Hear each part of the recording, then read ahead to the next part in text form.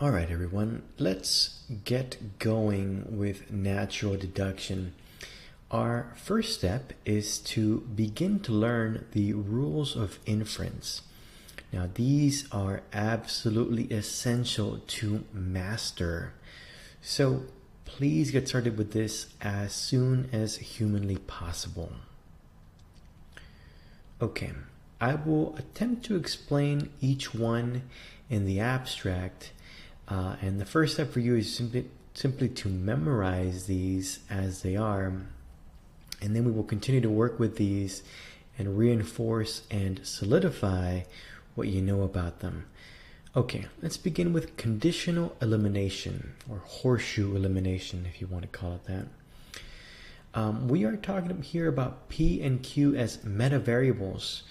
So what I mean by that is that here, P and Q, they don't have to be simple sentences. They can be, but they can also be really large compound, truth functional compounds that are part of a conditional in the end. So if you are given a conditional, and whether that conditional has simple sentences in the antecedent and consequent, or whether they're huge sentences, you can still perform a conditional elimination. So here's all you need.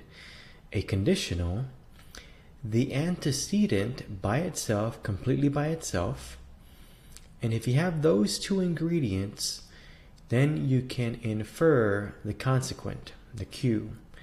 The way I like to think about this is the conditional, number one, is like a lock. Number two, the antecedent is like the key. And the consequent is your prize. So once you have the key to the lock, you can unlock the prize. That's kind of the idea. As it is in premise one, Q is sort of trapped in that conditional, and you want to get it out, and the only way to get it out is with the P, that is the key. Okay, let's look at what these look like in the wild. Conditional elimination can take many forms. Here it is with simple sentences. A horseshoe B, that's a simple conditional. A then appears by itself. That is the antecedent completely by itself. Hence, you can infer, therefore, in other words, B, the consequent. So just to make sure you understand here, all you really need for conditional elimination is a conditional, and that here I have the A in yellow, the antecedent in yellow, and the consequent in brown. The antecedent by itself, and if you have those two ingredients, then you can infer the consequent by itself, the B. Okay, let's go with another example here. Here is a very similar example. This time we're just switching the letters around, but it's the same thing. A conditional, the antecedent by itself, and then the consequent by itself. You may infer the consequent. Okay, let's look at a slightly more complicated example. At first glance, some people don't see that this is once again an instance of conditional elimination, but it really is. Here again we have a conditional. On the left we have tilde I, on the right we have tilde O. Then we have the antecedent by itself, and then we infer the consequent by itself, tilde O. That's all that this is. Conditional, antecedent, consequent. Let's look at one more fairly complicated example, but if you can tell, this is just the same thing. It's a conditional, the antecedent by itself, and then you can infer the consequent. Here it is color-coded for you. The conditional, antecedent in yellow, the consequent in brown. Then the antecedent by itself, that's premise 2, demarcated there by semicolons. And after the conclusion indicator is what you can infer in brown, the consequent. That's the idea. This is something that you'll have to really just memorize. You have to memorize this pattern of reasoning so that you can really easily identify it out in the wild. Now, I might add one other thing here. It doesn't have to be in the specific order conditional and then antecedent. then you can infer the consequent. You can actually change the premises around. For example, if you have the antecedent and then the conditional, that's totally okay. What's important that you always never forget, though, is that you need the antecedent to infer the consequent. That's sort of the rule. It has to be, the key has to be the part on the left, and the prize has to be the part on the right. Okay. Here is another rule, disjunction introduction. Again, P and Q are meta variables here. So don't think necessarily of simple sentences. It could be any truth functional compound you'd like. Okay, so if you're given P, whether it be a simple sentence or a very long truth functional compound, you may immediately, without any other ingredients, you can immediately infer P or Q, where Q is either a simple sentence or a long truth functional compound. So this seems kind of like a cheap trick, but it's really not that weird. If you know one thing, let's just say you know that Sacramento is the capital of California, you can make that into an or statement. So maybe sarcastically you've said in the past, either Sacramento is the capital of California or I'm a ham sandwich. That's silly, but it's still actually true because at least one of those disjuncts is true, namely that Sacramento is the capital of California. Let's look at these in the wild. Oh, and by the way, you can actually infer them and reverse their order as you do that. That's totally valid inference. So if you have P, you can just add in there Q or to the P. Okay, here they are in the wild. If you begin with a premise, let's just say A, feel free to infer a disjunction into that, to make it a disjunction. You can have A or B, or A or B and D, or this long compound. That's totally fair game because you know A, so you can simply add in there a disjunction, whatever you want to put in there, whatever you need, as a matter of fact, when it comes to natural deduction, but we'll get to that later. So wedge introduction, or disjunction introduction, I should say, is fairly permissive. You can add pretty much whatever you want on there as long as it's a wedge that's connecting it.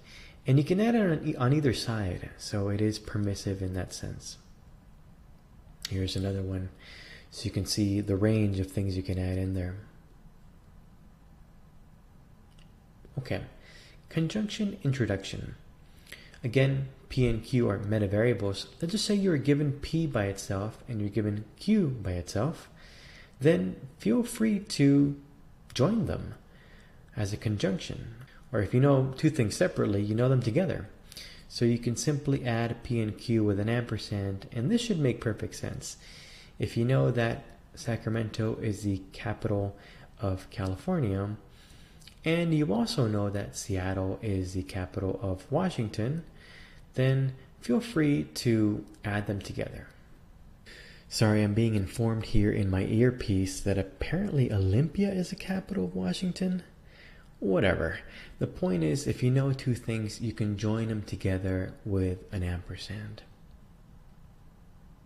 Similarly, you can actually join these in reverse order. I mean, the order is yours to pick.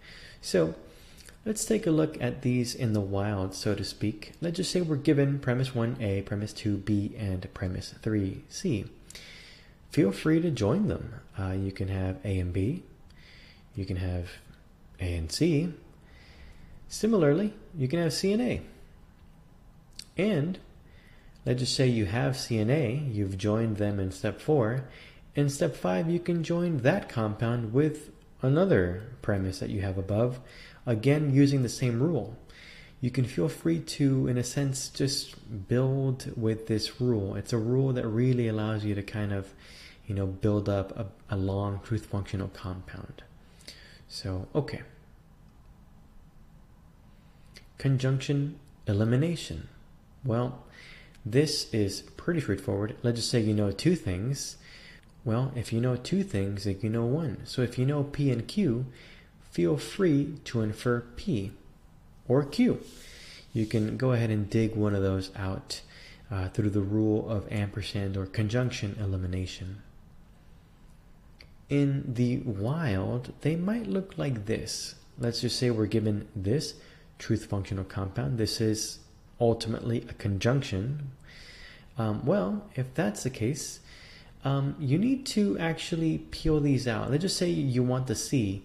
You actually have to peel these off in layers. So currently, this truth functional compound, this conjunction, is on the left-hand side C and A, and on the right-hand side B. So you can't just take out that C. Right now, the main operator is at second ampersand, so you have to take them out in pieces. So first you have to take that out. If you want, you can take out the B too. And once you've taken out that C and A, the left conjunct in premise 1, then you can take the C from premise 2 essentially. So it has to be done in steps, in other words, if you have embedded conjunctions.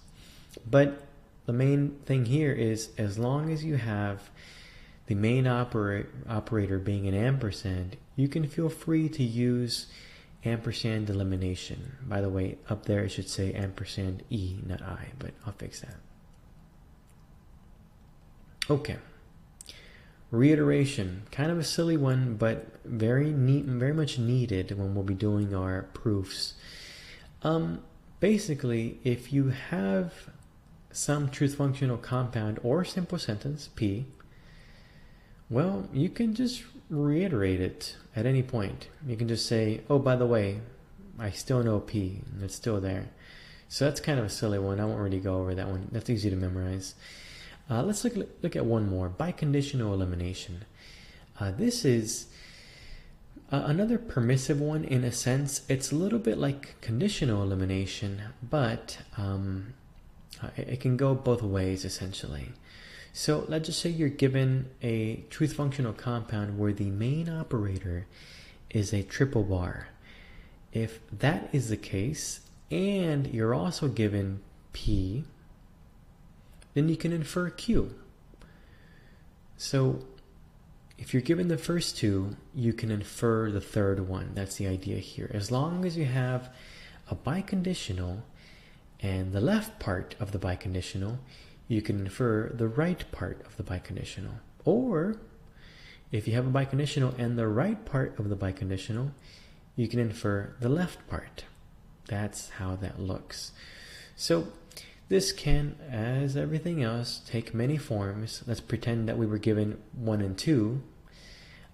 Because we're given a biconditional in premise 1 and the part on the left of the biconditional, the triple bar in premise 2, B, you can infer at step 3, A, the left part, the part to the left of the triple bar. So that's how that works. Here is a more complicated case of this. Again, premise 1 though, even though it's more complicated, it really just is a biconditional. This is where chunking comes in handy. You now should have integrated all the rules of grammar of TL. You know about grouping indicators and how some operators need something on the left and the right of them. All of that should now be integrated into your mind. At this point, you should be able to look at number 1 and immediately recognize that is a biconditional. Once you are able to do that, you can, with your mind's eye, just say, well, what's to the right of the biconditional and to the left? Well, there in number 2, I actually see exactly what's to the right of the triple bar. In that case, 1 is the biconditional, 2 is the right part of the biconditional. As such, at step 3, I can infer the left side of the biconditional. That's how triple bar elimination works. You have a biconditional and one of the sides, and you can infer the other side. My friends, I'm not sure how clear I can make this, but it is absolutely essential that you memorize these as soon as humanly possible. I'm not joking. You have to memorize these. You will be in a world of trouble if you don't. Make flashcards, tattoo them on yourself, whatever you have to do, get these memorized. I'm not sure that I can make this any clearer. Just do it.